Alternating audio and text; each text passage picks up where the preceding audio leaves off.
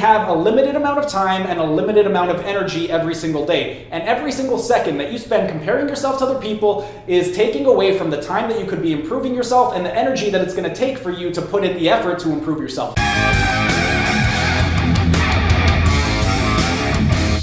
Hey everyone, thanks for tuning in. Today I'm going to be sharing my thoughts on why you should not compare yourself to other people. But before I start, if you enjoy these types of videos, be sure to smash that like button so I know to make more of these types of videos in the future. And if you're either new to the channel or haven't subscribed yet, be sure to subscribe to the channel and hit the notification bell, as I will be uploading new videos every single day. Now onto the topic at hand. Why exactly should you not compare yourself to other people? Well, in order to answer this question, I'm going to break this video down into several topics. And for each of those topics, I'm going to be including lists in the description. So if you don't want to watch the entire video and there's a particular topic that interests you, go ahead, look in the description. I will be including timestamps so you could skip ahead to the particular section that interests you. Now, on to the main discussion. Why exactly should you not compare yourself to other people? The reason I decided to make this video is because recently I had somebody on my Facebook reach out to me and they were trying to compare themselves to me in terms of what I charge versus what they charge and what they think they should charge. But it was an incredibly unfair comparison, and I'm going to get into it in a second. But first, I want to get into the message that initiated my need or my want to make this video. And that message was, "Hi, can I ask you a question? From trainer to trainer, what do you charge for 45-minute and 60-minute sessions? I feel like I am undercharging." Well, this is unfair for several reasons. First of all, you are comparing yourself, who is a personal trainer, to myself, who is not a personal trainer. Yes, part of my job does entail personal training, and I do train a lot of people. However, a majority of what I do is not personal training. The vast majority of what I do is either fascial stretch therapy or physiotherapy. I would say 70 to 80% of what I do is fascial stretch therapy and physiotherapy. The other 20 to 30% is going to be exercise coaching, and in there I also do nutrition coaching, but that's kind of encompassed in all of those different things that I do. So to compare yourself, who's a personal trainer, to somebody who is a holistic lifestyle coach who does not even really do the job that you're doing is incredibly unfair, because you are comparing two different jobs. If I was also a personal trainer and I was working in a commercial gym and I was doing the exact same thing, then that might be a valid comparison. However, I haven't worked in a gym setting for years. I run my own business, and I've also been doing this for a much longer period of time. So even if we were doing the same job, I've been doing it for a longer period of time. My education level is higher, and I have a higher clientele in terms of the number of clients that I have. So if you don't have as many clients, you're not able to keep your clients, then it's really an unfair comparison, because you are comparing the worst aspect of what you do to the best aspect of what I do. And that's not an insult. What I mean by that is the person who asked me this question, they are not a full-time personal trainer. I believe they do it part-time, and they haven't been doing it that long. Whereas me, this has been my full-time job for over a decade now. I've been in this industry professionally for 16 years, but for the last almost 11 years, I've been doing this full-time. This has been my only job. I have not done anything else. So to compare yourself to me is incredibly unfair, because you are comparing what you do part-time for less amount of time to what I do full-time, and I've been doing this for 16 years. Now on to the next exchange. I ended up telling her exactly how much I do charge, and I said taxes in between $169 to $230 per hour, depending on the service and number of sessions. And she said, "Wow, for one person?" And I said, "Yes." Now, one of the reasons, again, that I do charge what I charge is because my level of education, because of how long I've been doing this for, and because of the type of clients that I attract. I work with professional athletes, Olympic athletes. I work with people that have severe musculoskeletal dysfunction. I work with people that need rehabilitation, physiotherapy, and I work with a lot of people that have issues internally. A lot of people that come to me have severe medical conditions, and they are trying to improve their health. A lot of them are trying to get off certain medications. So again, to compare yourself and what you charge to me is unfair, because the people that you work with want to lose 2 or 3 pounds. They don't really have these extreme goals in mind. They're just coming for basic weight loss, whereas the people that come to me, they are trying to be the best at their sport. They are trying to get off their medications. They are trying to treat their medical conditions. So it really is comparing, it's not even comparing apples to oranges. It is comparing apples to helicopters, because we do two completely different things. Yeah, it's related in terms of we both do training, but that's only a small part of what I do, and the extent at which I do it at has to do with more corrective stuff. I'm trying to optimize people's performance and improve their musculoskeletal dysfunction, whereas this girl that asked me this question, she's just trying to help people lose a few pounds of fat. So it really is an unfair comparison, and it's unfair for all the reasons that I just mentioned.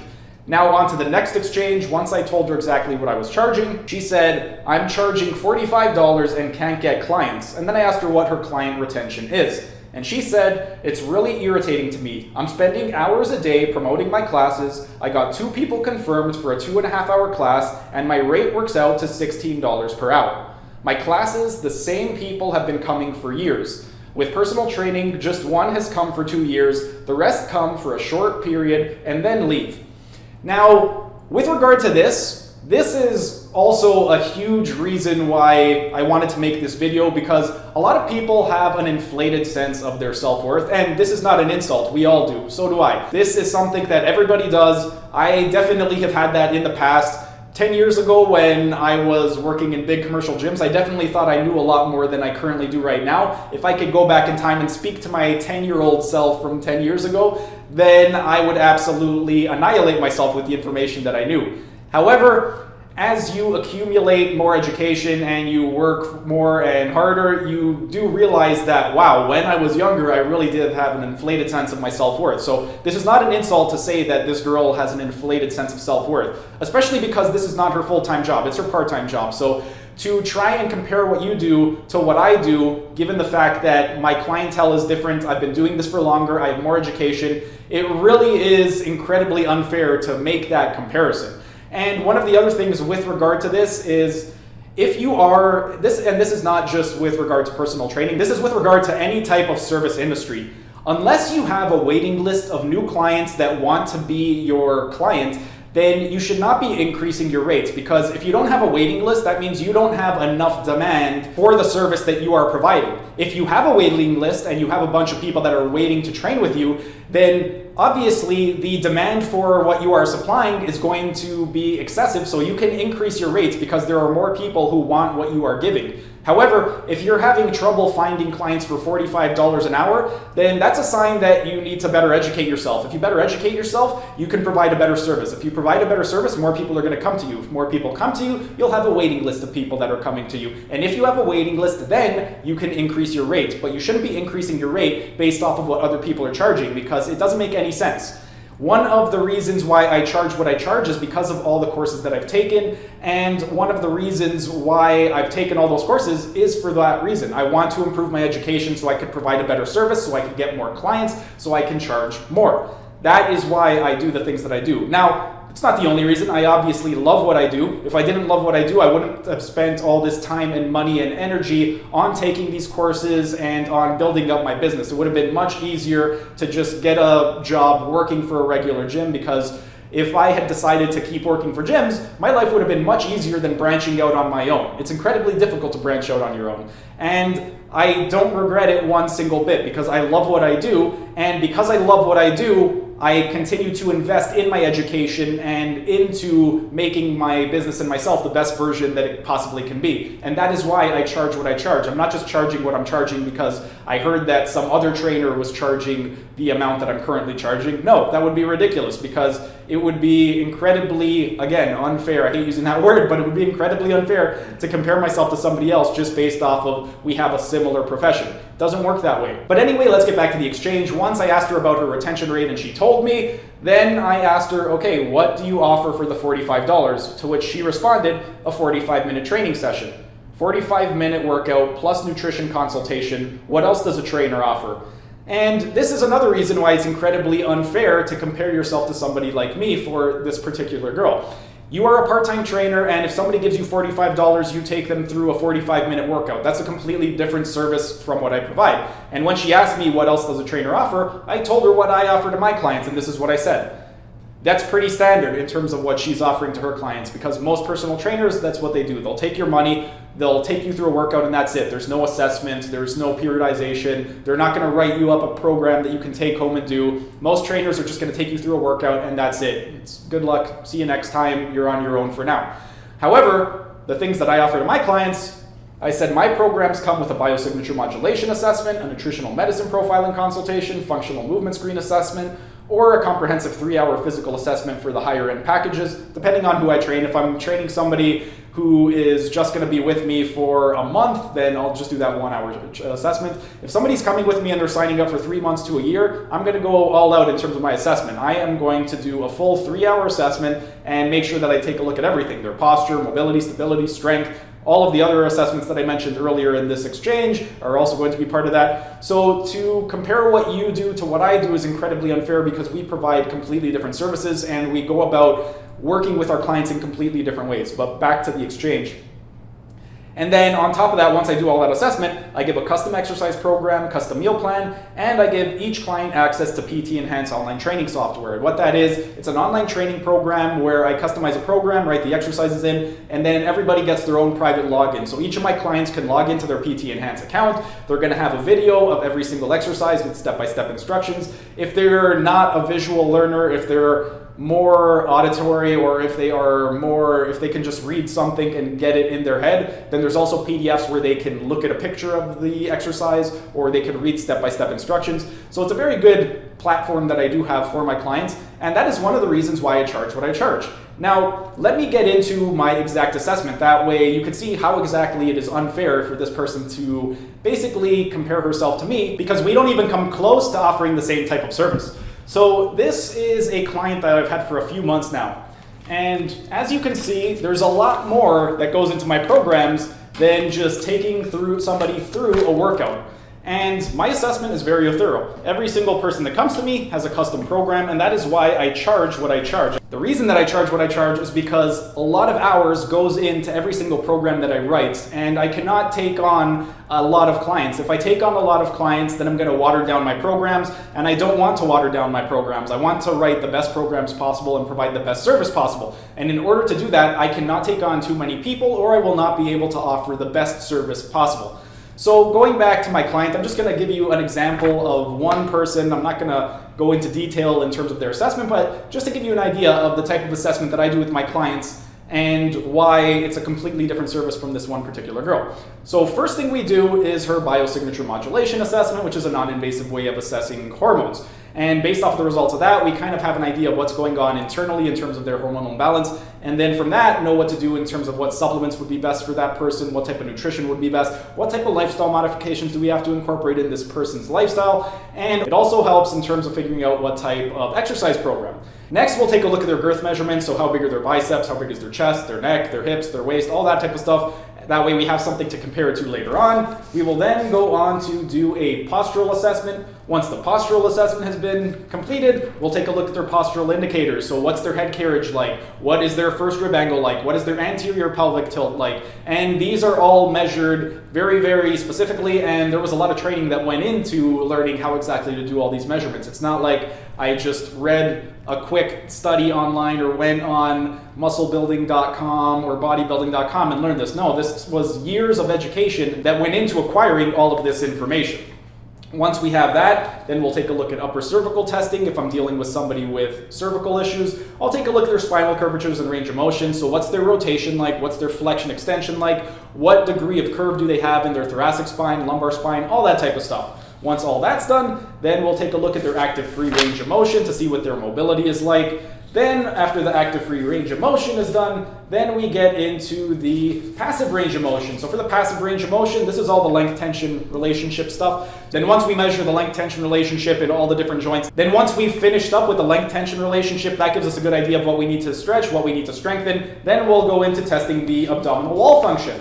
Once we've tested the abdominal wall function to see how their core is functioning, then I'll go into a functional movement screen assessment to see how their movement patterns are. Once that's been done, then we'll do a flexibility index to see how exactly their flexibility is and if they need more strengthening or more flexibility in their program. Somebody who has really poor flexibility, I like to give them more flexibility exercises and less strengthening exercises. Somebody who has very, very good flexibility, say somebody who's hypermobile, that person I like to not give them any stretching and give them more strengthening. Or if I do give them stretching, it'll just be 1 or 2 core stretches based off of the assessment, but I don't like to give them too much.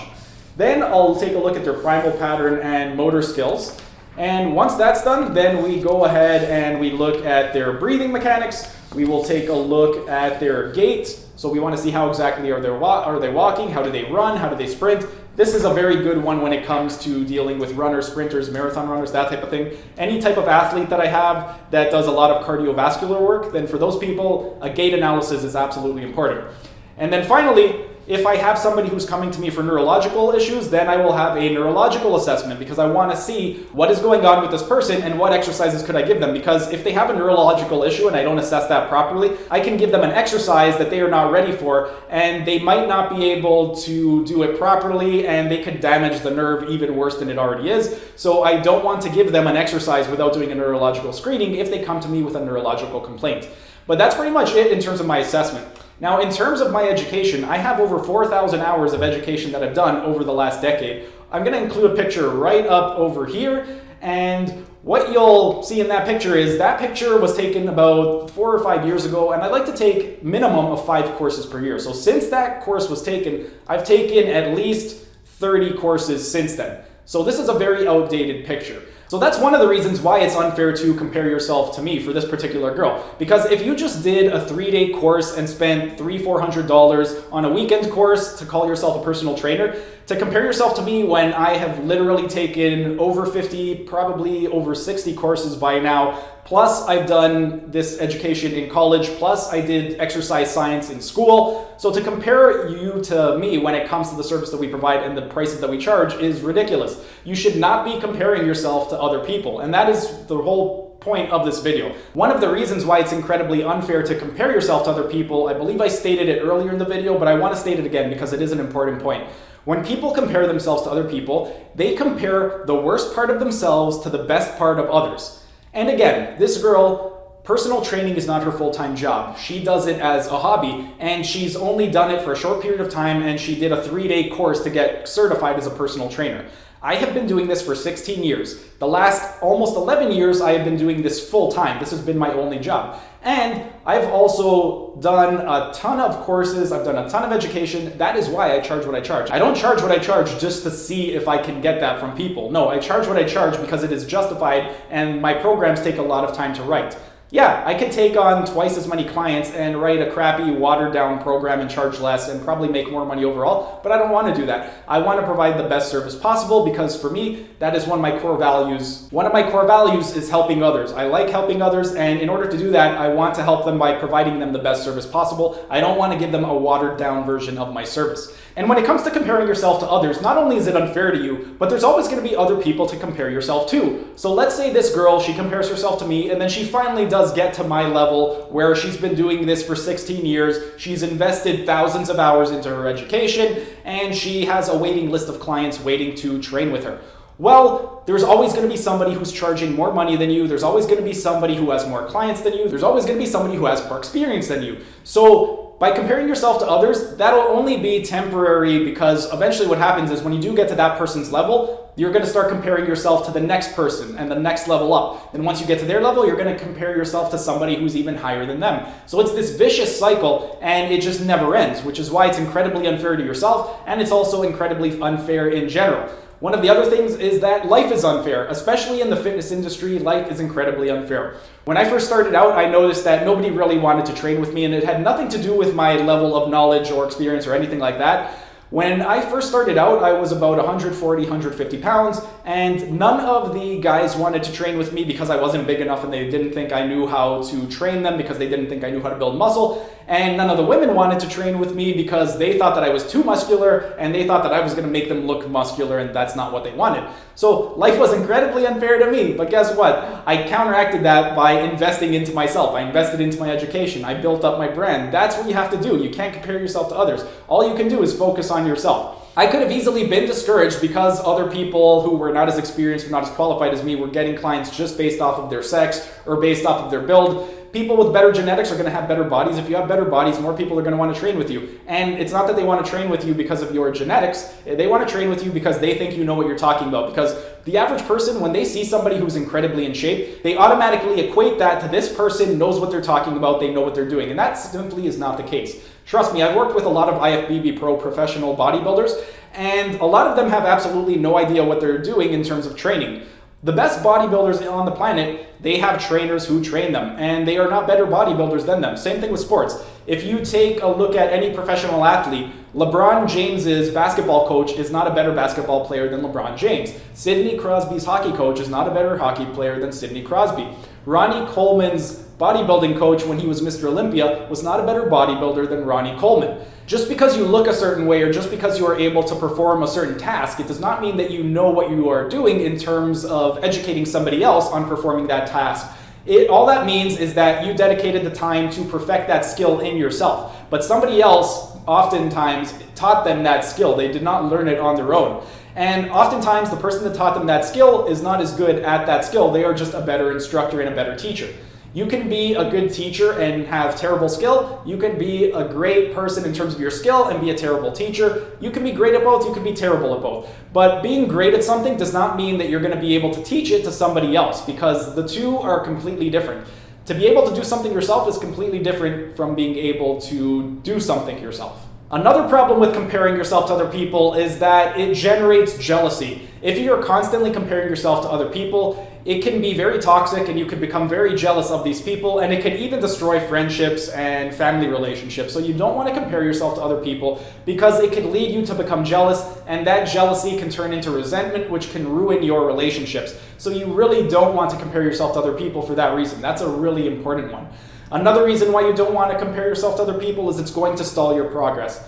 Every day we have a fixed number of minutes in the day, and the amount of time that you allocate towards comparing yourself to somebody else is time that you could have spent bettering yourself. So if you do compare yourself to other people, all you're doing is stalling your own progress, because we have a limited amount of time and a limited amount of energy every single day. And every single second that you spend comparing yourself to other people is taking away from the time that you could be improving yourself and the energy that it's going to take for you to put in the effort to improve yourself. So you don't want to compare yourself to other people because it's just going to drain you of your time and your energy. And those are resources that are precious. If you waste your time and energy, you can't get that back. The time that you waste, you will never get it back. You can waste money and you can earn more. If you blow through your entire life savings today, you can bust your ass off to acquire more money, and you can have more money than you started with today in a few months. However, if you waste your time, that is time that you will never get back. Every second that you waste is a second that is gone for good. You will never get that second back. And every single second that you compare yourself to other people is a second that you will never get back, and you will not be improving yourself. If you really want to improve, stop comparing yourself to other people. What you need to do is establish your core values. Once you've established your core values, you want to set some realistic goals based off your core values. Once you've set those goals, what you want to do is bust your ass as hard as you can to achieve those goals. Once you've achieved those goals, you're going to be much more fulfilled, and you won't have to compare yourself to other people because you're going to be content and you're going to be happy with what you have. Comparing yourself to other people is just damaging to your sense of self-worth. Look, nobody has the perfect life. Every single person is going to have different types of struggles. And you can't compare yourself to them because all you're looking at is the best parts of your life. You're not looking at all the struggles that they've gone through. Myself as an example, that girl was comparing her pay to my pay. She didn't look at the time that I spent. She didn't look at the money that I spent. She didn't look at all of the other things that I did in order to get to my level. I got to where I got to from dedicating time and busting my ass to achieve all the things that I've accomplished in my life. Stop comparing yourself to other people. The only person you need to compare yourself is yourself. Compare yourself to who you were yesterday. As long as you're a better version of yourself today than you were yesterday, you're winning in life. You don't need to compare yourself to other people, so stop comparing yourself to other people. That's pretty much it for today's video. If you enjoyed the video, be sure to smash that like button so I know to make more of these types of videos in the future. And if you're either new to the channel or haven't subscribed yet, be sure to subscribe to the channel and hit the notification bell, as I will be uploading new videos every single day. That's it for today's video. Thanks for tuning in, and I will see you again tomorrow.